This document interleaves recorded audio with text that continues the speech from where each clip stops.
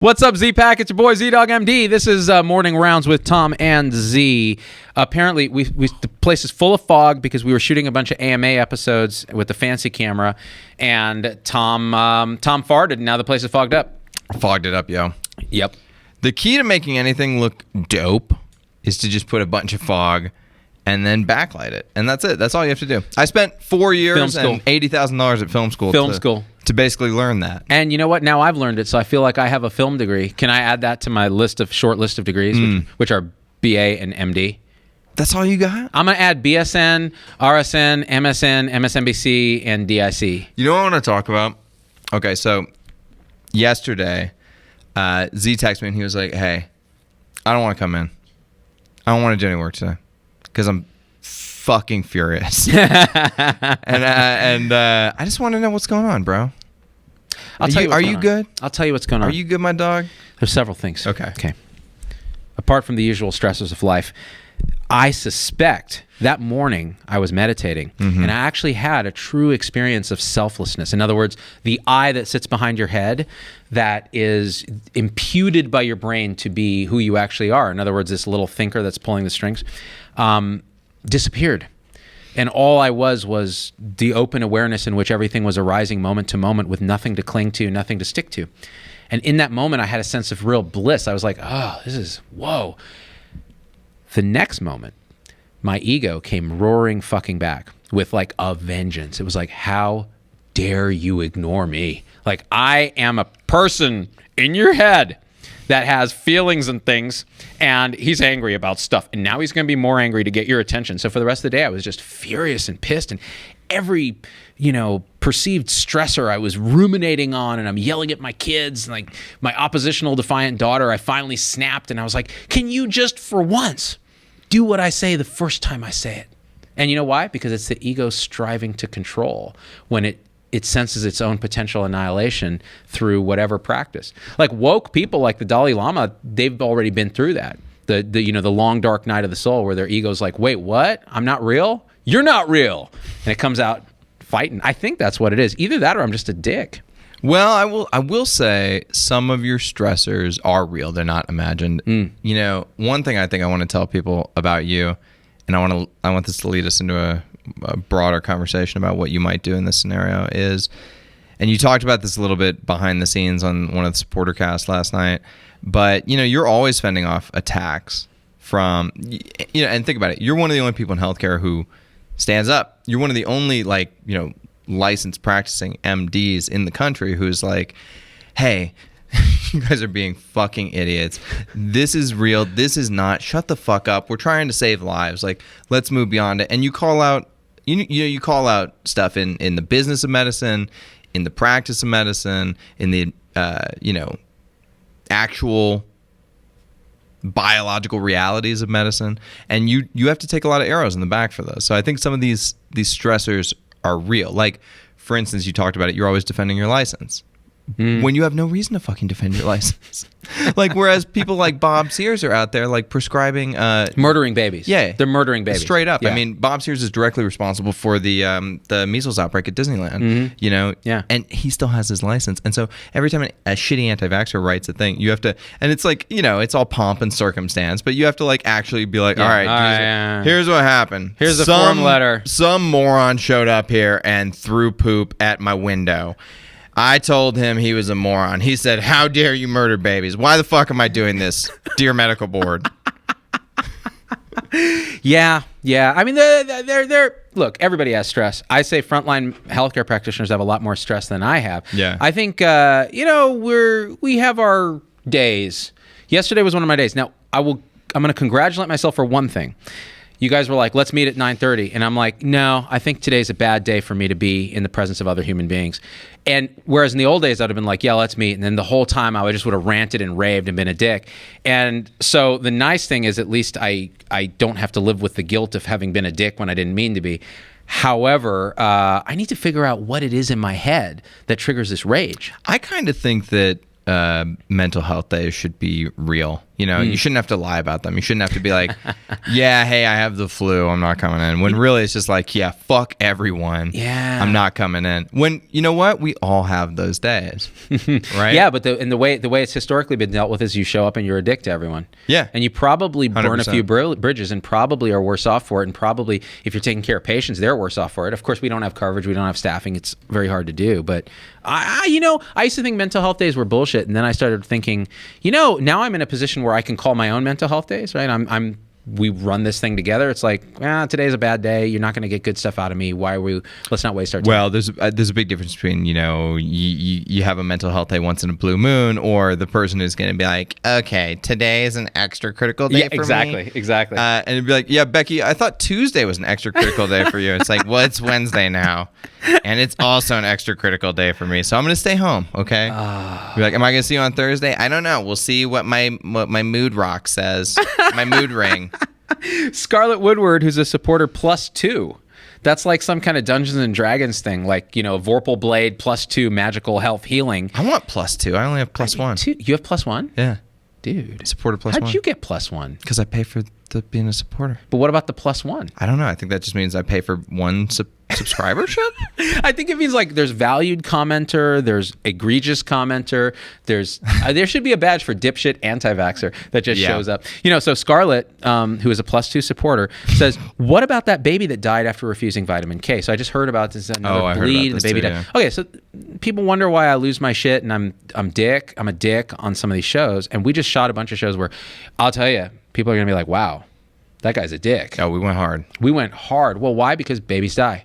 Adults die when stupidity is allowed to exist without shame. And it's the shameless stupidity. It's the all viewpoints are equal idea. It's just fucking horseshit. Yeah. Some viewpoints are less equal. They're not good, right? Like, look, if I strapped a bunch of explosives to myself and blew myself up in a Mormon church and said, oh, it's because I'm a Zoroastrian, like, that's not an okay belief structure. It's not equal to other belief structures. Well, I think you'd be in a mosque and you'd be Islamic Z. I don't know why How you dare shifted those details. Stereotype our brown and off-white brothers and sisters like myself. In a different world, Tom, I would have been Muslim because I'm ancient Persian. Just so happens I got the hell out of Dodge before the Islamic takeover. Yeah, before the caliphate. I might have been kicked out. So let's read some comments here. Rachel Mercatino, also different when you have a clinic full of patients to be seen. Hard to Mark Antonio, sorry. Hard to take mental health day if there are other people waiting for you to handle their medical health. So Rachel, here's an interesting thing. In my 10 years at Stanford as a practicing hospitalist, I never once took a day off or a sick day outside of my vacation. No, right. Why so would I you? would just save up my being sick for when I was ill, when I was on vacation. Because you can't. Who's going to cover for you? Yeah. Nobody. You're the only person rounding. In some ways, it's a sort of a mark of credibility, which is like you're the person who can't take off sick because you're so necessary. You're so competent. You have to be there. But at the same time, you have to ask yourself, especially in a hospital system, why aren't there other highly trained, competent people who could fill in for me? It's a strange ego gratification to know that no one can cover you. Yeah. And yet it's debilitating. Right. So, and my dad had this as a practicing private doctor in California. Finding coverage was an ordeal. That's why we never went on vacations.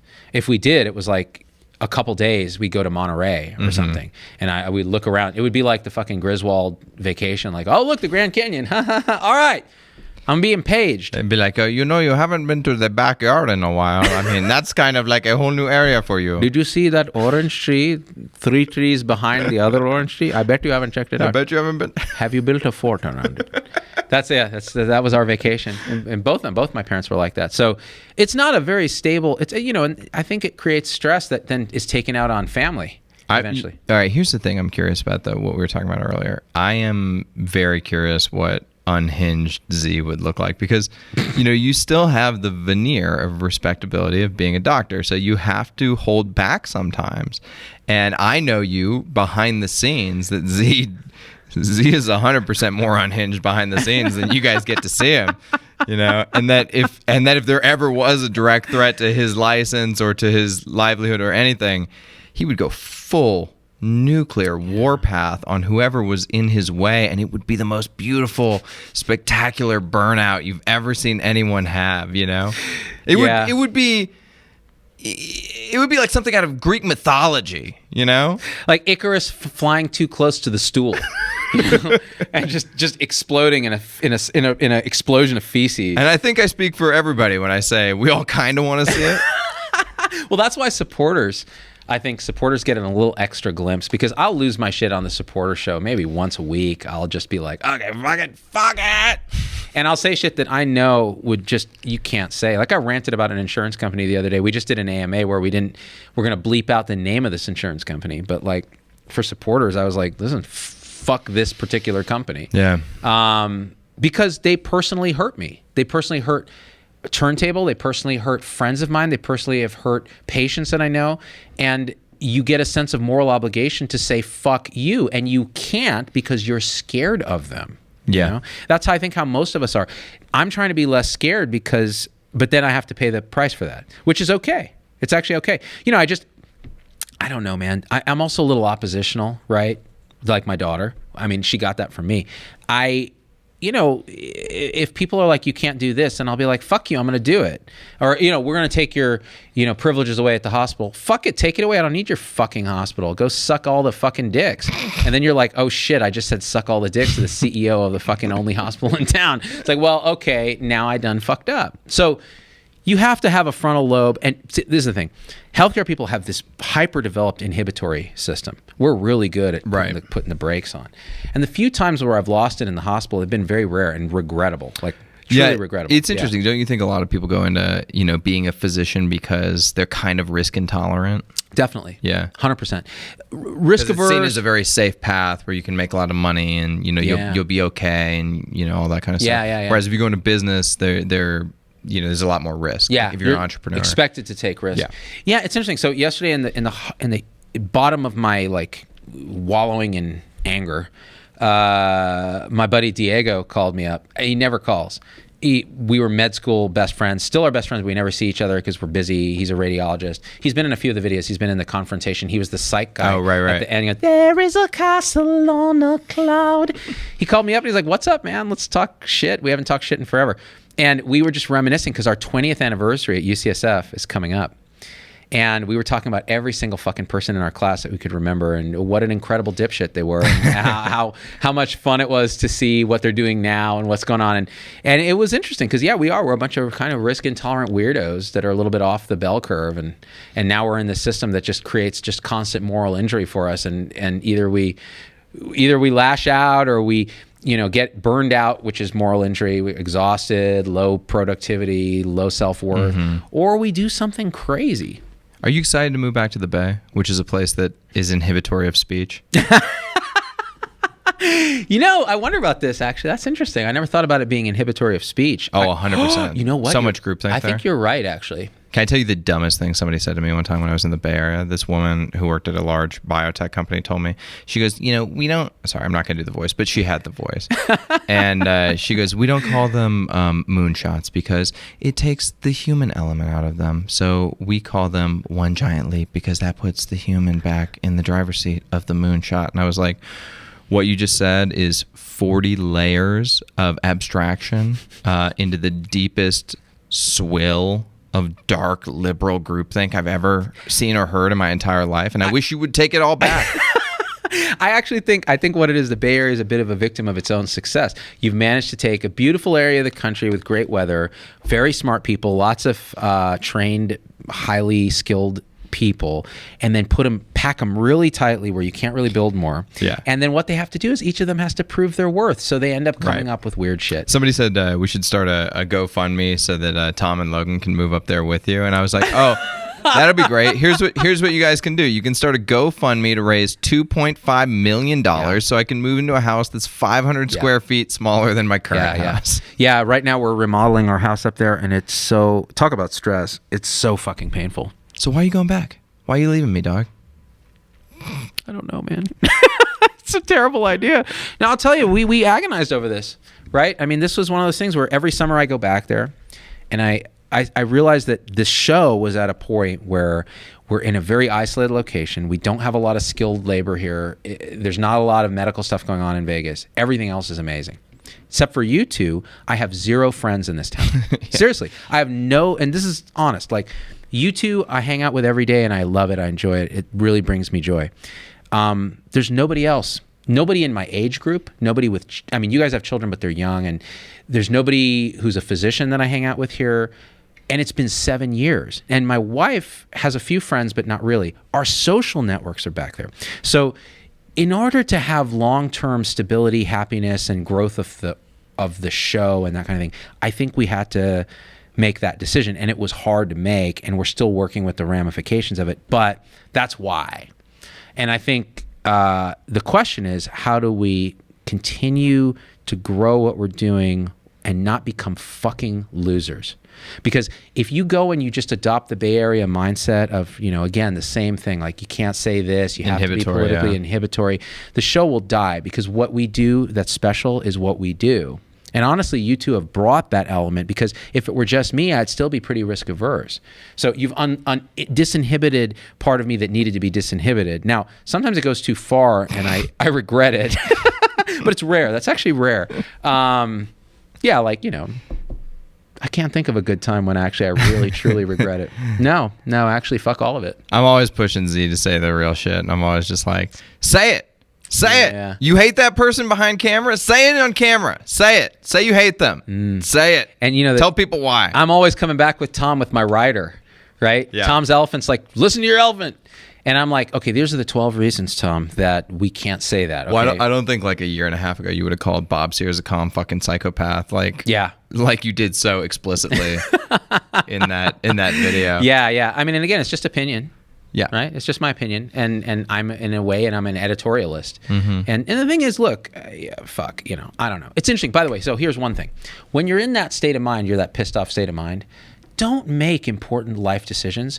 Don't hit send on emails. Put them in your draft box. So I wrote probably 4 emails yesterday that I've been meaning to write for a while that were really pissed off, and just the sense of feeling wronged by whoever, whether it's an advertising partner or something like this. And I write the email, and then I'm like, it's how I feel at that moment. Put it in the draft box. Look at it today, and I'm like, man, I'm glad I didn't send that email, because that was my submind that's responsible for defending this sense of justice, and I've been wronged, and it's not really accurate. Right. So you have to, if you send the email, you will have either regret or you'll double down. You'll be like, well, now that I sent it, it has to be true. And therefore, that's why Brene Brown's shitty first draft thing is very, very powerful. Don't act on your shitty first draft. This is one of I think the core problems of life, which is just, you have to listen to your feelings and emotions. You can't fully discount them, right? Because then you'll be, just disconnected from yourself, and you're not going to be living authentically to yourself, which is like a cliche that everybody says, but it's true, and it's therapy talk, but it's true. Yeah. And so you have to do it, because for a long time I was the kind of person who was just like, emotions are for the weak. We do things for profit, or we do things for science, or we do them for whatever, right? Writer. And now I'm like, okay, I'm trying to listen to my emotions, but a lot of the time your emotion is like, hey, eat a pack of Oreos. Yeah. That'll taste great. And you're like, okay, this is self-love. I'm going to eat these Oreos. Right. But you're not supposed to listen to the bad part. You're supposed to listen to your higher self. Right. What's underneath all of it? What's driving all of it? And sometimes that thing is so obfuscated that it's so hard to get everything in alignment so that you're going in the same direction. This is worth talking about more, because the Disney mentality of listen to your heart, all right? Listen to your elephant, listen to your unconscious. Your unconscious is a series of conflicting subminds, right? All of which are trying to run the show for the benefit of you. So they think they're all doing the right thing. They're unconscious, and they're serving up stuff into your awareness, going, listen to me, listen to me, listen to me, listen to me. Every decision you make is not your decision. There's no I. It's a consensus among subminds. Yeah. When there's conflict, you feel it. You go, I don't know what the best answer is. These subminds are arguing. That's the angel and the devil. Angel and devil. On your shoulder. Those are metaphorical. And the reason they're on your shoulders is because it literally feels like you're ping-ponging back and forth between your subminds. Exactly. So when you say listen to emotions, yes, that's important. I think what it is a better way to even think about that is appreciate emotions for what they are. How do they make you feel physically? Right. What are they? Where are they coming from? And then instead of just reflexively acting on them, now you have a metacognition. You have an awareness of being aware. And you go, oh, like yesterday, I knew very clearly that everything I was feeling was absolutely at heart a manifestation of some other problem that wasn't what I thought it was. Yeah. And so if I acted on anything, it would have been to the detriment of the betterment of conscious entities. Like, it would have been a bad idea. People would have suffered for no reason. It takes a long time to start figuring this out and getting practice at controlling it. Right. You know, because like when you're 8, you can't control it at all. No, it's no, just no. like, I'm angry. Here's why. Everybody sucks. And I'm blah, blah, blah. Right. And Exactly. then when you're 22, you're the same 8-year-old emotionally, but you have all these complex defense mechanisms, and you're even better at deploying them. Right. So you still react in the exact same way, but it's now suddenly the consequences ripple out because you're not just a small entity anymore. You can actually do damage and cause harm. Right. And then you have to start feeling the repercussions of that. And that's usually the moment where introspection kicks in and people are like, okay, I'm going to dial this back. I need to maintain some control of myself. And you spend 3-4 years in vain trying to do it until your frontal lobe cools, and then you're actually able to gain some control over yourself. What if, as we unfold as humans, okay, so think of it this way. I'll start quickly from first principles. If human beings are really, really dynamic, open systems of a bunch of processes operating parallel, serving up stuff to the awareness that we have, and then making decisions based on consensus of these subminds, over time, initially, the subminds that dominate are not inhibited by much, and so you act impulsively, etc. Because we're dynamic systems that interact with other dynamic systems, think of us as like these neuronal storm systems, like big weather patterns that are influenced by other weather. So when you have a polar vortex, you have this high pressure system. So over our 20s, what happens is these other pressure systems start to interact with us, and our frontal lobe is really just a symbol we use to show the evolution of inhibitory patterns that happen when we realize we can hurt other people, we can hurt ourselves with our impulses, and maybe we should have a space where we don't act automatically and we reconfigure those subminds. It's an interesting metaphor because it's like the first time you encounter a warm front, a tropical front, right? You go full Hurricane Z you took at 22 years old, and then maybe your version of it yesterday was you're the hurricane that veers off at the last moment and misses the island. You know what I mean? You let it build up and you let the pressure build, but then you dissipate it as well. That's an interesting metaphor. It kind of feels like that. Yeah. You feel, it's funny because you start calm, like in the eye. Like when I was meditating, I was as selfless as I've been in a long time. I had that insight that Sam Harris talks about in his app where you're like, that little person behind your eyes is gone. It's just everything's arising and there's nothing to grasp or avert or worry about. It's just the present moment. And then the walls of the hurricane start to, and those are your other minds that are like, that's not how we want it to work. We want you to know that this part of your mind is designed to worry about the cost of your remodel. This part of your mind is designed to feel injustice if you think, a sponsor's treating you badly. This part of your mind is designed to get outraged when people don't vaccinate.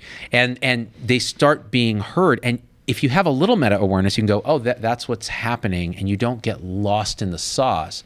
For a minute yesterday, I think I was lost in it, but I think more often I was watching it swirl and letting it swirl. Yeah. And that's why when you guys texted me, I was like, if I'm going to let this swirl, I don't want people that I actually care about to be sucked into this vortex, because I already let my daughter get sucked into it, and it was a bad thing. Like she's not getting ready, and this is what triggered it. I dropped like I had a really nice mug that I drank, in the morning out of coffee, and my youngest daughter turned on this light that I hate it when she does this. She always walks in and turns on this huge fluorescent light in our kitchen that I hate. Like there's something about it, the refresh rate that just triggers something. And I got discombobulated and I was doing something and I knocked it over and it shattered. There's pieces of glass everywhere and all this. And then the next thing is, at this point now, my subminds are like, they're firing on all cylinders. Like, okay, this is DEFCON 1. Like your brain is in turmoil. And it's all stupid, right? Then oppositional defiant daughter, who I know is oppositional defiant, but I'm used to it, comes in and everything I tell her, okay, get your stuff in the car, do this. And I see her just sitting there fiddling around. And finally I got in her face and I was like, you need to do what we ask you to do the first fucking time, right? I didn't say fucking, but I almost did. And it's every day is a fucking struggle, this and this and this. Just it's hurricane wind in her face. You can see the hair blowing back. Yeah. And you see the eyes just getting wide. And you see my wife in the corner going, oh, he's finally snapped, right? And just in her face for a good 30 seconds, She gets in the car looking away the whole time. The whole day I'm like, what the fuck did I do that for? Like, what good is going to come of that? Like, I felt better for a second. It's not going to make anything better. And what I did was I let the hurricane take over. I let that draft go on exactly the wrong person because she was in the path of the hurricane. So later, of course, I, undid that when she came home. But it was hard because you have these defenses. It's like, well, wait, she is pretty oppositional. Like if someone doesn't approach her about her behavior, the rest of the world's not going to be as nice as me. So you struggle with that, but at the same time, you're like, come here, and then you feel better. But so that's the thing. I try now to be a little more aware. It's like, why should people get sucked into this? It's not about them. It's about me. It's important. I mean, I think you should try and, I got this framework from Jeff Bezos, called regret minimization. Is it about how to send dick pics? Well, this is the point I'm getting to. It's like, Jeff Bezos wants to think about every decision he makes as you're 80 years old and you're on the rocking chair. Do you feel proud or do you feel regretful about this decision you made? And I'm like, well, that's a great framework. Everybody should be using that. And then he goes and cheats on his wife. And it's like, how does that fit into regret minimization? It doesn't. And so I think sometimes people can follow these even bigger. There are small neuronal storms, like when you go to McDonald's and they tell you McNugget sauce is 10 cents extra. And you're like, just give it to, I don't give a shit. Why are you even talking to me? Right? Yeah. It's 10 cents. Just add it. Put it on. I don't care. Make it that Szechuan sauce. And so that's a little one. And then there's like bigger ones that can be false, but you can follow them because they're so strong emotionally. I mean, right. Like the desire to cheat is very strong in men. Pretty much forever, I think. I mean, I'm not as old as you are, but I still have a heavy desire to cheat because it's biological. But I don't cheat because of regret minimization. And I don't want to, like you said, like I wouldn't want to inflict any pain and suffering on my family. Yeah. It's interesting. That thing about cheating is interesting because when I was younger, it's all you think about. And not in terms of marriage so much, but just you're always hypersexualized, and the testosterone levels. It's your drive. It's your drive, and except for Logan, who's got low T. He's got low T. Logan says he has high T. High T or high fee. I've been peeped that you like me. But what I've noticed is as I get older, that is vastly supplanted by the inhibitory pathway of that would be the worst thing you could ever do to your family. And I think it is. It's this unfolding of, he calls it regret minimization. I think what it is you start to realize that you can actually choose choices that create less suffering. Yeah. And that becomes more primary as a goal. It's interesting too because you can sometimes choose these choices when you're not ready for them, and then you can step into them later. Oh, that's true. Yeah. So for example, I don't know that I was necessarily ready to get married when I got married, but I thought to myself about my wife. I was like, holy shit, like this girl is amazing, and I don't know if I'm going to find another girl like this. And so if I could spend 3 or 4 more, 5 more, 6 more, 10 more years, 20 more years fucking around, and then settle down finally when I feel like I've, attained something. Or I was like, I can view this as aspirational and let it lead me to be a better man, a better person. And I finally just now I'm starting to feel like I've earned my wife. Leaned into it, yeah. That before it was like I maybe wasn't deserving because I still had not fully actualized. That's interesting. So you're you're leaning into something that maybe your mind isn't really ready for yet. And listen, again, there's no you here. This is a storm of shit that happens. And I think where we become responsible agents is where, in this conscious space where we're aware of this stuff, we have a potential to act differently. Yeah. It's not free will, it's free won't. Yes. Yeah, it's free won't. It's like, listen, subminds are giving us information and they want us to act a certain way, but we can override. That's what makes us uniquely agents of our own destiny. Even if we're victims of all kinds of shit beyond our control, we still are agents. Yeah, and things change as you go along. Like, I got a motorcycle recently, and I'm almost 30. I'll be 30 in like a week. Yeah, it's coming up.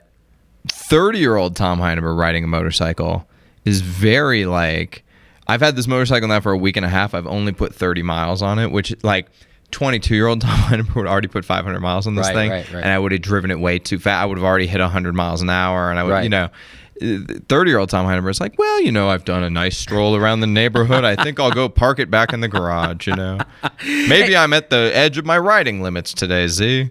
And I watched the instructional video. They made me watch to pass the license test. And I was like, dude, it has some good points. I should pay attention. Man, it's funny because this is what they talk about in the hood. Like, people outgrow a lot of criminal activity, a lot of impulsive activity. And I think that's interesting, but sometimes you don't get to outgrow it because you're dead. Because you're dead. Yeah. That's right. But the people who do actually tend to do pretty well. Yeah, it's so funny, man. When I was in high school, I kind of firmly believed, like I knew it didn't, but I kind of firmly believed that life ended after high school. That I was in this like really weird micro, just like the whole thing was this weird bubble. And high school's like that. And I couldn't imagine it ending. And now I look back, it's been like, 13, 14 years since I was in high school.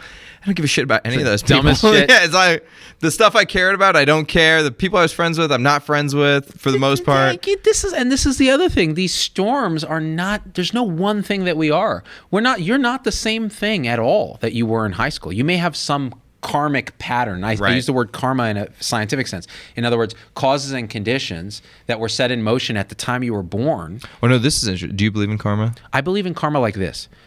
Karma is simply a woo-woo way of saying all the conditioning of our elephant and our subminds happens due to causes and conditions that are partially in our control and partially not. So when you're born, a series of events starts to unfold, and it has a weight and a direction that can be altered by different things. So if you make a really bad decision, that's going to alter the trajectory of your life and generate more momentum, more intention in a certain direction, for better or for worse. Yeah. That's karma.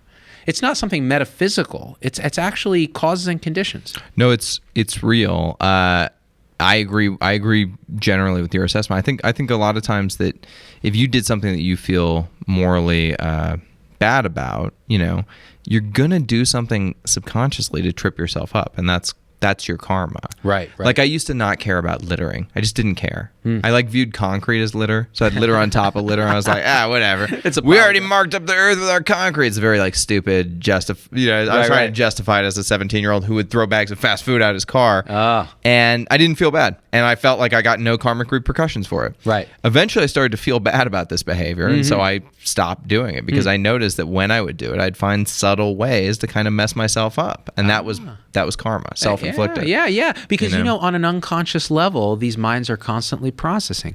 And when you do so this is the thing. We can change the unconscious processing through conscious activity. So that's kind of what I was saying about stepping into like a aspirational type of relationship or something along those lines. I think that's right. You're changing the conditioning. That's right. You're reconditioning subminds. Yeah. And here's the thing. That's what meditation is. Meditation is training subminds to become unified around a particular... Puts you back to like a null point. A null point. So if you're so the idea that there's nothing magical about focusing on the breath, except... what it does is through training, you get every submind that's trying to feed you distraction, feed you worry, feed you anxiety, starts to focus on one thing, which is breath. Once it does that, there's a calm and a quiet and a bliss that arises that then allows you to see more clearly. Remember in the early days of the show, we had an EMT show up, and he was like, yeah, I'll be like, I'll talk to the other EMTs, and they'll be like, oh yeah, but he's into like meditation stuff. I'll be like, but it's not like gay, I don't think. Yeah, it's the perceptual bias against meditation is earned because people who talk about meditation like Deepak Chopra come off as total tool bags. I'll tell you this, as I've gotten older, and I use meditation in like I microdose meditation. Right. Because to me, meditation is like, it's like take hand off stove. It's like you'll be at the supermarket and somebody be pissing you off in front of them. And so you just, 2 seconds, meditate it, and you just be like, what am I doing? I'm angry about this chick. Why? Because I'm in a rush. Why am I in a rush? Because of this, because of that, because of this. Let's go back to just the breath. Okay. Yeah. Anger's over here now. It's not consuming me. It's next to me, and I can let it dissipate. Sam Harris's Waking Up app trains you to do this. Yeah. So he says, Because I do that much more than I do sit for an hour and meditate. Right. And you know what? That's fine. The thing about the sitting is it gets you more conditioned. In the so habit. that then you can deploy that. Right. And so the way you deploy it, Harris talks about it in his app, but it's quite simple. You suddenly go, okay, there's a shitstorm going on. I'm identified with all this anger and thoughts, and I'm going to say something stupid. What's really going on? Oh, I feel sensations in my body. I feel the breath. I'm present in this thing. This guy is yelling at me. And you realize the self starts to drop away. There's nothing to be angry. And you can never be angry a second longer than you actually force yourself to be angry. Like the anger arises and it dissipates like everything else. It's all very transient. So once you it just takes 10 seconds and you can recenter. You can get out of this loop. Now, I tried to do that yesterday and I found that the storm was too strong. It kept sucking me back. I would have these moments of clarity and then feel this, storm pulling you back. And in meditation they call it the 5 obstacles to meditation. It's like desire, aversion, that's easy. I want this, I'm hungry. I don't want this, it's terrible, I hate this person, whatever. Doubt, which is, why am I even doing this? Why do I do anything? Like, it's not working, I'm just not going to do it. Laziness, lethargy, which is like, I need to conserve energy, that's not worth my time and I'm just not going to do it. And worry and regret, which is just the brain spinning future and past. If you actually start to appreciate when those things are happening, you can use your own little cognitive behavioral therapy on yourself and go, oh, that's desire. There's worry and regret. Like, this is doubt. Oh, what are we going to do with this show when I move to the Bay Area? How are we going to keep it working? Maybe it won't work. That's doubt. What it ought to be is, oh my gosh, how lucky are we to get to do this show that we all really enjoy doing? People actually watch it. It's making a difference in the world. We get thousands of positive messages for every one fuck you, you're a loser, why'd you talk about this message that I will focus on because we have a negativity filter, right? And then that's aversion. So these are improvable things, and it's a worthwhile endeavor to work on improving. Yeah. Yeah. Oh, yeah. Anybody who is, if you're the same as you were, like let's say you're the same at 60 as you were at 30, you wasted 30 years of your life. 30 years. Yeah. 100%. Yeah. But it can be very hard because, like, I do this when I'm in therapy. I get it. Like, I'm high IQ. I understand where my defense mechanisms are, where my patterns are. I get it. I really do. I can intellectualize all of them. We could have a full conversation about it. I can throw around all the therapy terms, right? But I can't let go. Yeah. Because there's something deep inside me that is either afraid or I get secondary gain from these mechanisms I've put in place. Oh, that's interesting. I think you're spot on. I'm the same way.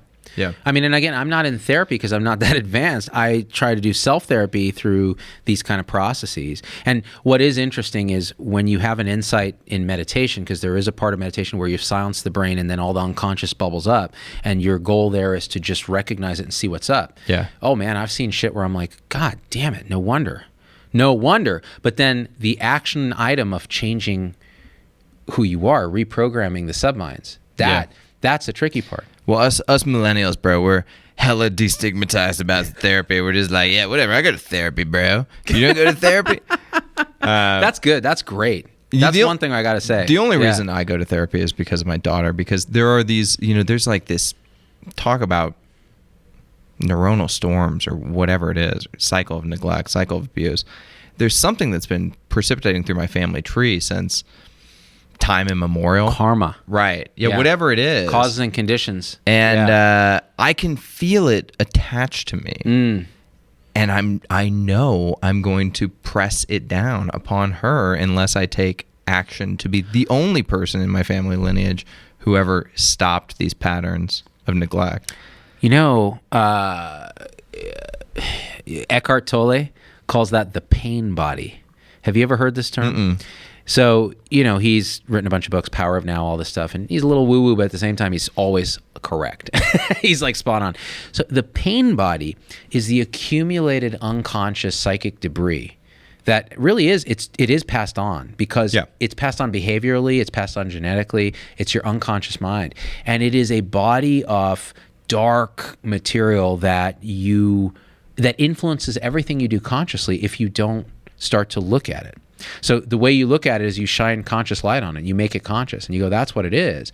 And then you realize, oh, is it secondary gain? Is it fear? What is it that's causing me to perpetuate this? You know, like when I'm yelling at my kid, what that is that's my sense of having to be in control. Yeah. Because what's happening, she's sabotaging my ability to control her. I want her in the car. She doesn't want to be in the car. But then deeper inside is this idea that I'm worried that she's going to grow up to be someone who doesn't play well with others. Well, then how do I deal with that? That's fear. I need to attack this now before it gets out of hand. So there's all this, it's very complicated. It's never a simple answer. Well, and so you could call it something cosmic, like the pain body, or you could just call it shame. Which yeah. It's just shame. Shame is a big component of the pain body. Shame is I'm bad. Right, me. right. Me. Right? Whereas guilt is I did something bad. So a lot of times actually on the show when we talk about shame and how we want to bring shame back to society, what we actually want to bring back is guilt. Because guilt is actually sort of a worthwhile emotion. People always debate this and they say it's not. I think shame is the not worthwhile emotion because I am bad. Shame is unchangeable. Right. And shame is something you need to shine a light on. Guilt is I have done bad. I have done wrong. Guilt is the core of, the Judeo-Christian ethic. Right, because you want to write it. You can reach salvation. By writing your guilt. But you can't reach salvation if you are just a piece of garbage. Yeah, no, that's a good point. And, that's how you view yourself. Maybe we should change my language on that because I'll often say we ought to be shaming anti-vaxxers. Really, we ought to be guilting them. Yeah. They should feel guilty about this and then change how they behave. Relating to that, you had said something shame. So in the submind model of how the mind works, you have this open boardroom of the conscious awareness where all these minds are projecting slides, PowerPoint slides for you to look at. Well, it turns out you can have an auditory submind giving you a sound. You can have a visual submind, like I see this little thing and I see, what I see right now is I see a water bottle that's probably not environmentally conscious and I've drank half of it and I'm thirsty. Okay, how is that coming into my awareness? I'm seeing the visual mind is feeding me blues and shades and shadows. And then the discriminating thinking mind is going concepts, water, bottle, environment. And then the narrating mind, which is a part of the mind that takes this raw input and actually coalesces it into episodic stories or binding moments of consciousness, goes, I am holding water. And it imputes an I, a self, to this story. And then the discriminating mind looks at that and goes, yeah, the I is real. It's an actual thing. I, me. So shame is this I is a bad thing. As opposed to what's really happening, which is processes are just arising in your awareness and you're a complex system. A lot of it is just happening and you are just witnessing it. There's no real I to be shameful, but we do have control over how the system behaves to some degree. It's interesting, and I think humans have always used set and setting to try and game that response, right? So like, you ever been in the ocean after a really long time of not being in the ocean? Yeah. And it feels kind of like a weird rebirth. There's really something there in your genetics, and then in your perceptual environment that makes it feel like you're like a baby turtle coming out of the out of the sand, and it just feels cleansing, right? Mm-hmm. And like you see this cross religious rituals like bathing in the Ganges, right? Or all the areas or environments that human beings choose to meet up with each other for different activities, all sort of have the same perceptual coloring of the event.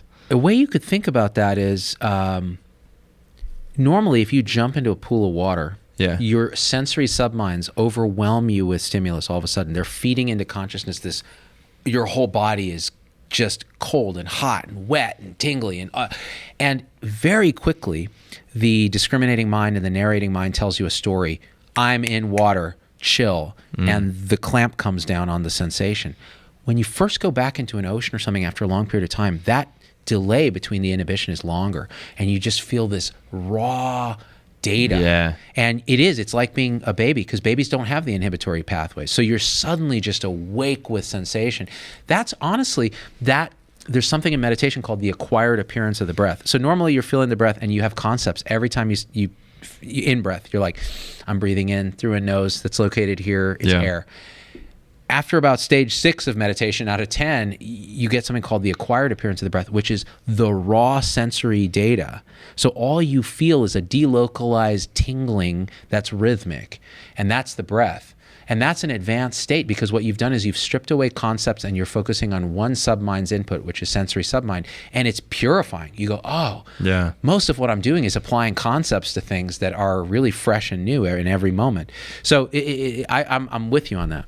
It's a way to sort of like force the divine on somebody who maybe doesn't have a practice. Like that's what baptism is. You like take somebody and you fucking dunk them, right? Baptism, of course. Yeah, Yeah, because that's how they used to do it back in the day. It wasn't like in a ceremonial trough. You just go out into a body of water, and John the Baptist, whoever, would just dunk you under. And then, is the whole thing. Could you imagine if John the Baptist were French and it was Jacques the Baptist? Jacques the Baptist. So lame. Jacques Bapteau. Jacques Bapteau. Oh, that's amazing. Yeah, it's super interesting, man. And it's like for me at the place I'm at in life, like I'm turning 30 in a few days. I thought I was gonna have this thing where I was like, oh, life is slipping through my hands, and all the people who are older than 30 be like, yeah, you're so young, Tom. Shut up, you don't know anything. But here's the deal. I realized I just don't give a shit. I used to think like, I want a legacy and I want to blah, blah, blah, blah, blah. Right? Think about like, can you name me, the richest person from 100 years ago? You probably can. It was Rockefeller. Rockefeller, right? Can you name me the richest person from 200 years ago? No. There's no legacy. Yeah. Like nobody has a legacy. Yeah. We're all dust in 100 years. Yep. At most. So who cares? Like now I just want to spend time with my family and do things that I find enjoyable, God. I just had this weird thought. So we are really... we're the product of like this winding up. So at birth, we're kind of this tightly wound spring that then is released in the world and starts to unwind and unfold. And in any second, it's just the present moment unfolding in these myriad of ways that are influenced by all kinds of stuff. And there is no legacy, because there's not, the legacy is your unfolding affects the unfolding of others, and you give birth in an unfolding that then it just constantly perpetuates this cycle that is beautiful and divine. But in reality, there's nothing to cling to. We don't have stuff. We don't have wealth. We have the moment at hand, relationships with people we care about, other dynamic systems that are unfolding. Yeah. And the meaning of it all is simply that. Isn't that interesting? That's why the people that we actually do prescribe some legacy to, they're people that unlock that that unfolding for us.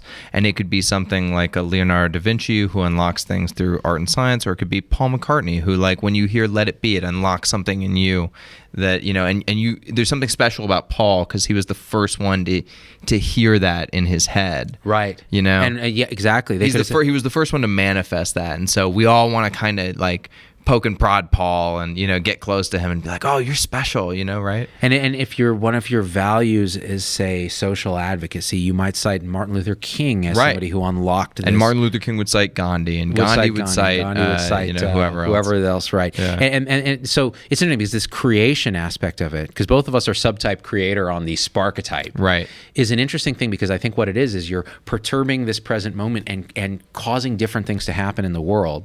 And that is it's an immediate legacy. It's a present-gacy, where you're just, where these vibrating things that are, and now it sounds really woo, so I'm just going to shut up. It gets really woo. Yeah, it gets woo. And that's the problem, is like people will be like, it's all vibration, man. Oh, and it's like, hey, you still need to vaccinate your child. Yeah. Listen, Moonbeam, don't stop eating your placenta. See, here's the thing though, is like, I'm confused, is like, how come we can sit here and have this conversation about, and basically get down to it's all vibration, which is the same thing. Which is the same thing they're saying. Yeah, the same thing they're saying, except we're like, hey man, vaccine's a vibration too. Maybe put it in your body. I don't know. I don't know, man. I mean, in the truth, I think science, spirituality, and all this metaphysical stuff, they're all one unified. Doors to the same thing. Yeah. And that's why you cannot exclude one or the other. Right. I think hardcore atheist scientists who, I counted myself as one for a long time. Now I'm much softer on that.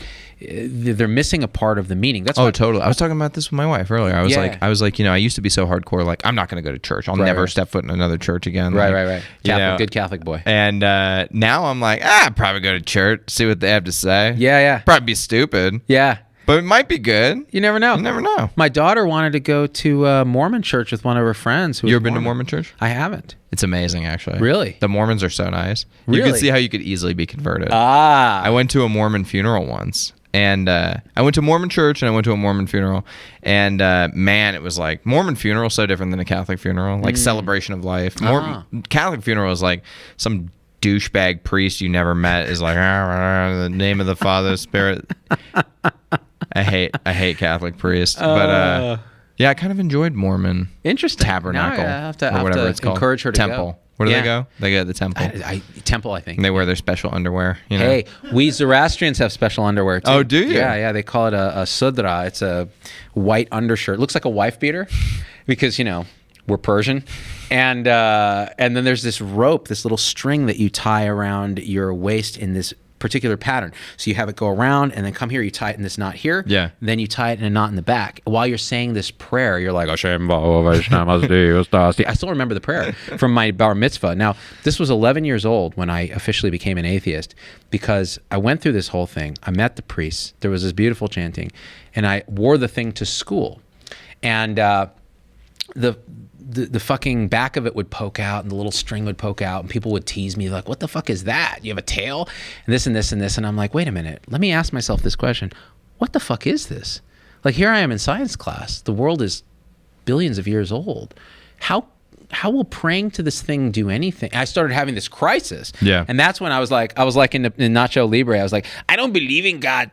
I believe in his science. It started right around then. By the way, you know what's funny? I was going to tell you this about. I was having this thought about your daughter. You know how you were saying your ego was trying to control your daughter. Yeah. Right. My when I was a kid, I used to have to answer the phone. Hello, Heineber residents. This is Thomas speaking. And now I'm a person on the internet who's like, fuck all y'all bitches. You can suck my dick.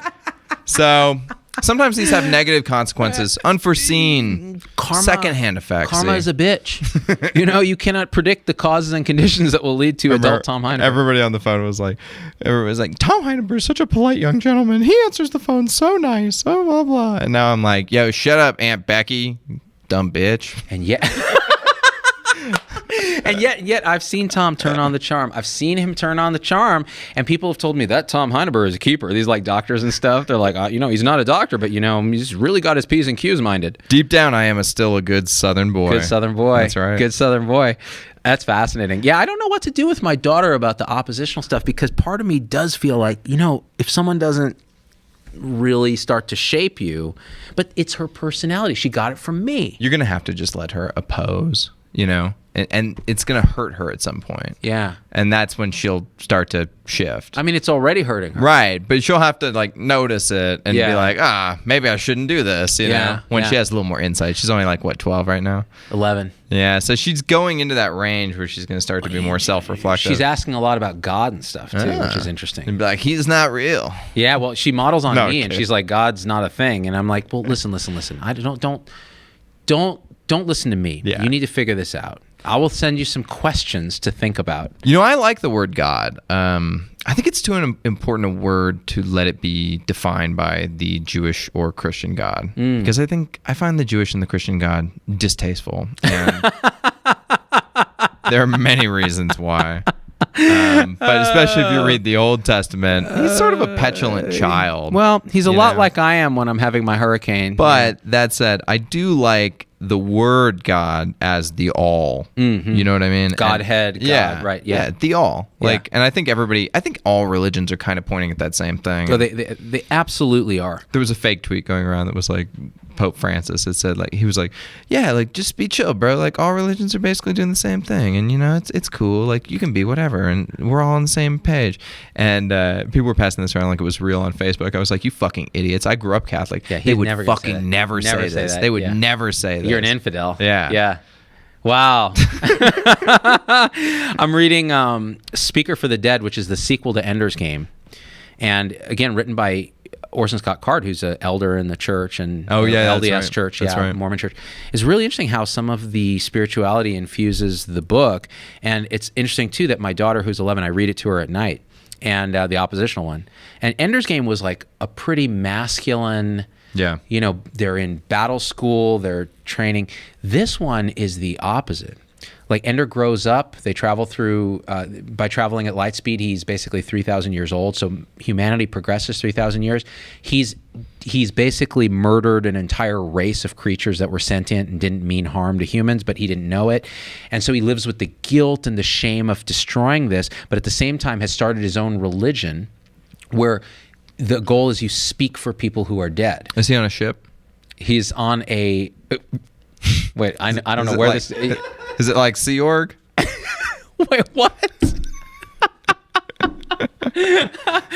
He's on a spaceship, right? He's not on a ship. He's on a spaceship. He lands on a planet. But he was in the spaceship? He was in the spaceship. For 3,000 years? Yes. 3,000 light years? Yes. So it's a lot like Sea Org, which is the Mormon thing. I didn't know that. You didn't know that L. Ron Hubbard went to sea? But that's why still... But that's not Mormon. Oh, wait, no, that's Scientology. Scientology. Oh. Damn it, I got it screwed up. Okay. They're both equally stupid in my mind. I love how we went from respecting spirituality to you just like taking pot shots at different specific religious groups. Like, what are we going to do next? The Mennonites? God, their stupid 7-pointed star just looks so dumb. Hey, listen. Let me ask you this question.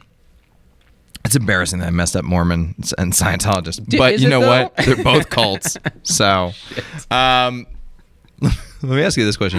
Ben Shapiro has this saying that we are running on the fumes of Judeo-Christian values. And so everybody who thinks they don't have morality because of religion, they actually do have it because of religion, because it's so deeply embedded in our society. Do you believe he's right? I think our religious history has created a karmic causes and conditions that continue to affect our moral compass currently. Yeah, and in fact, I don't think that we ever will leave the Judeo-Christian value set behind, that it will be incorporated into whatever's next. Right, dataism or... You know, it's so tricky because, like, what do you do with your kids? You don't go to church, so you have no sense of, like, community, right? Correct. So it's like, you know, now that I have a kid, I think about this all the time, and I'm like, listen, church was total, I hated it, but there was community. There was a community aspect to it, and there's no... What am I going to go to, like, some millennial new wave church where they play, like, rock music, and it's like... Atheists have those... It's like, hey, here's a band that sounds like Mumford & Sons, but they're going to sing songs about Jesus Christ, our Lord and Savior. Anyway, take it away, guys. I don't want to go there, Z. Yeah, I'm glad that you don't. That'd be the end of our relationship. But I also don't want to go to pedophile aisle where the Catholics live, because it's terrible there. Pedo aisle? That's impressive. That's really impressive. Pedophile aisle. 10 priests, 10 children, 1 island. Oh, what could possibly go wrong? You know, one of the things that I've yet to uncover in therapy is that I can't remember a lot of being an altar boy. Oh, dear God. Oh, dear God. This is where R. Kelly stands up. He's like, I didn't do that shit. I didn't do that shit. Oh, by the way, for anybody who hasn't seen that R. Kelly clip with Gayle King, it's amazing. We were talking about it right before the show. Amazing. He stands up and he's like giving this, you know, I see, I'm fighting for my life. And Gayle King is just like, Robert, sit down. Sit down, Robert. You're acting like a child. And she reduces him with that word, Robert, so beautifully. Well, and as soon as he did that shit, I was like, oh, you did it. Yeah, you're guilty. You did it. Yeah, you are guilty as fuck. Because an innocent person would be like, I don't understand what the hell is going on. Yeah. It's being famous, being rich. It's hard. Everyone attacks you. I get it. But now this is hurting me. So to my accusers, here's the thing. Yeah, I peed on you. Yeah, you were 15. Okay? But here's the thing. I did it out of love. People that are peeing on you. People that are guilty, that are accused, are actually not. They wouldn't cry. They would be angry. They'd be angry. Angry. Yeah. So anger is the response you should have. Yeah. No, you shouldn't be like, I can't even believe these people do this to me, man. And that mashup he sent me, where they mashed up "Trapped in the Closet" with his performance. So it's like, good. Yo, I didn't do it, man. They're trying to kill me. Now I'm in the closet. Now I'm in the closet too. Oh my God, it's the closet. Then I pull out my gun. I'm gonna shoot this bitch. For anyone who hasn't seen South Park's Trapped in the Closet, or the entire trilogy of R. Kelly's actual Trapped in the Closet, or Weird Al's Trapped in the Drive-Thru. Yeah, listen, R. Kelly's a pedophile and a rapist, but his music is kind of dank. And on that note, I think we've done it, Tom Heineber. We pissed all the people off. That's right. Robert, you're a national treasure. I'm fighting for my life, man. And Michael Jackson. But you definitely did Rapist. it, and we should throw you in a cell. Bye-bye. What up? Bye-bye. Here's the thumbnail. Religion. Subminds. Maybe. Science.